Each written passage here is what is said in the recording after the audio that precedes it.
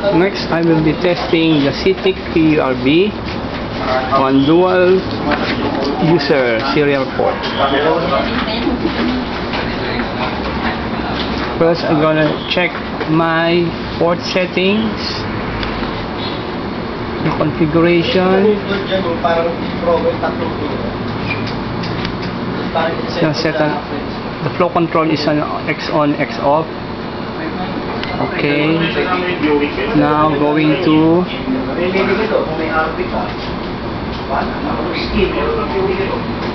the other computer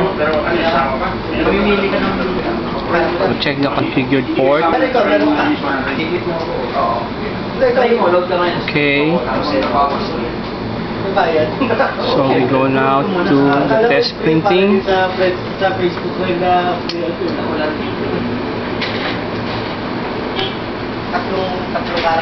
First, I'm going to send the print command on this, on the user 1 serial com 1 user.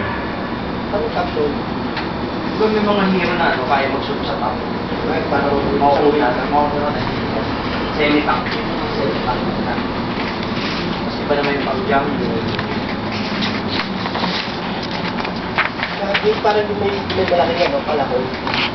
Pakagilid pa siya dito.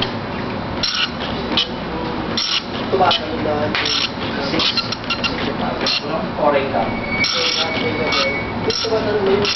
Tumatalon lang si Ryder pag nasa damo. Hindi, yung dalawang ano niya, yung dalawang beses siya nag-i-slash nila. Dalawang beses siya. Para target na, yung dalawang para siya nag-i-slash. Ano yung gamit niya, no? Pag-ulit lang, parang nag-i-slash siya. Parang basta yung dalawang beses pwede mo lang, nag-i-slash mo. Pwede mo siya pag-ulit. Na parang yung bago.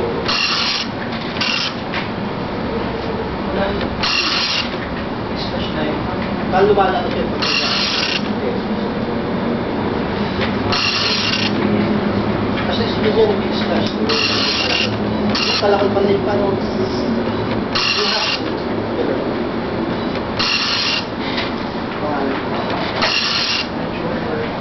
ano mga skill? Parang yung skill niya yan. Test print from user 1 serial com 1. Si ano?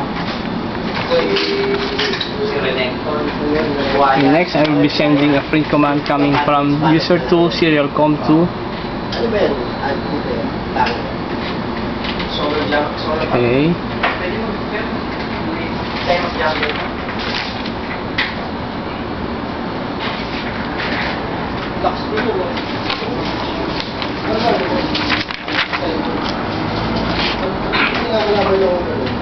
Didn't printed?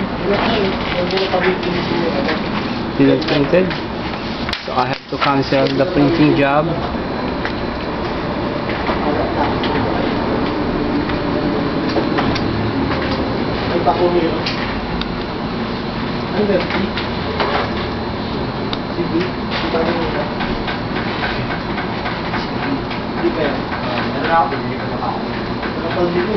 So in order to print the print job on user 2 serial com, I have to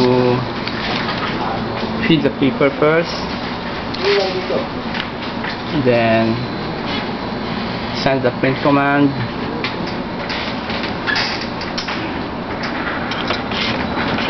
and then that's the time the printing will commence.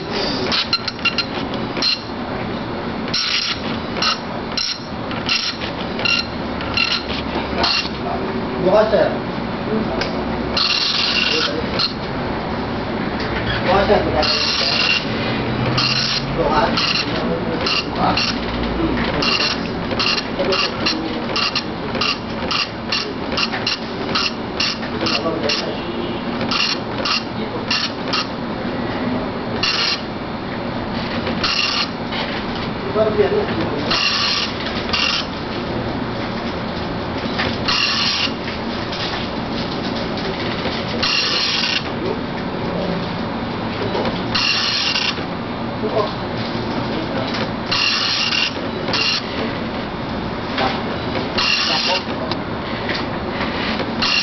blackout. May blackout ba yan? Yan. Yung palabas yung blackout. Marami na. Hindi ko sabi mo palabas yun.